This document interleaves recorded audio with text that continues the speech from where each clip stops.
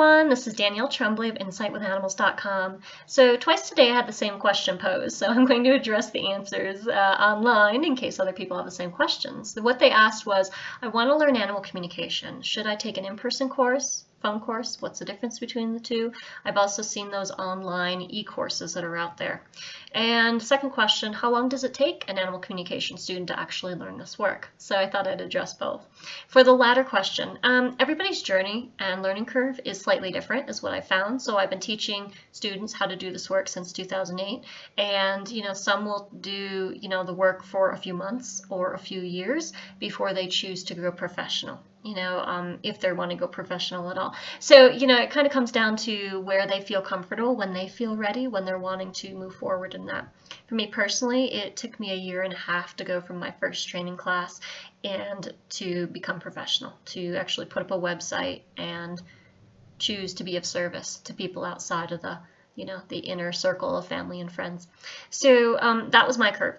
As far as the first question, in person, if you're wanting to learn in person, by all means, see if you can find somebody local. You can go to animaltalk.net, which is Penelope Smith's website. If you go to her directory and you look for the little designated symbols by people's names, you'll actually be able to tell if they happen to be in your state and teaching a class.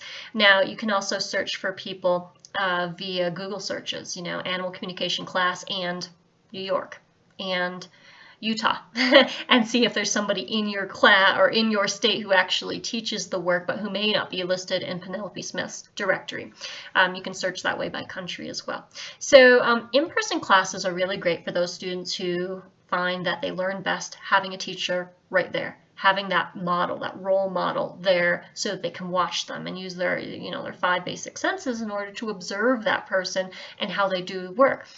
Observing a person is helpful oftentimes because you can see their body movements, you can see their body language, you can feel the energy that's moving in through them as they state this or that, and having that very visceral experience in a classroom, watching other classmates absorb the material, work through the material as you do it yourself firsthand too, can be quite an impactful learning experience. It's how I learned.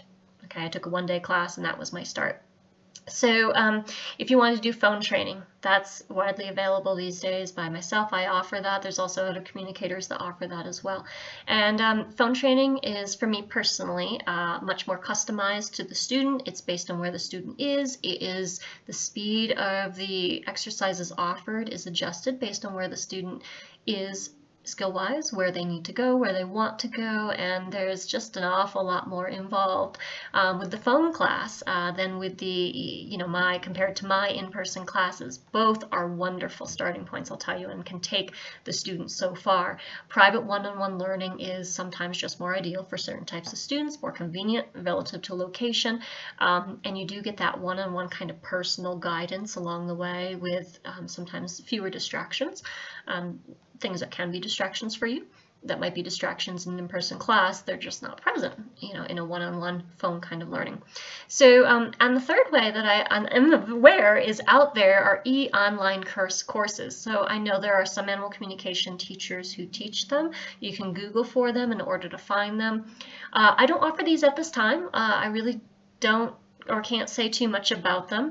I guess why I'm not offering them at this time is, for me, it feels very important for me at this stage as, Danielle, and in teaching students, that I be really present for the students. I want to be there. I want to watch them. I want to watch their skills. I want to redirect them if they get off track so they don't continue being off track, kind of like tweak things as we go and, encourage them when they are being successfully right on track so I can say, yes, that's right, keep doing that thing you're doing right there.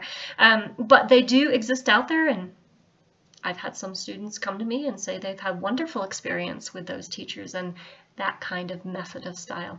What I would say is, just as a generality, if you're a person who's wanting to learn this work, read books on animal communication, not necessarily for the learning aspect, but more so you can immerse yourself in this field, get an idea of what animal communication sound like. If you've never had an animal communication session yourself or reading with a professional and your pets, get one. so you can get an idea what it sounds like, feels like on the receiving end as a client, especially if you want to do this professionally someday. It's good to be on the receiving end as well as, hopefully someday, becoming a professional and being on the opposite end. It's good to have the angle of both people. And the last tip point I would offer you is the tidbit of choose a teacher who you resonate with. Choose somebody who feels right, somebody who, you resonate with their ideas, the way they do the work, how they go about talking to animals or your animals if you hire them for a phone session. Just find somebody who, seems to fit your personality, the way you like to learn.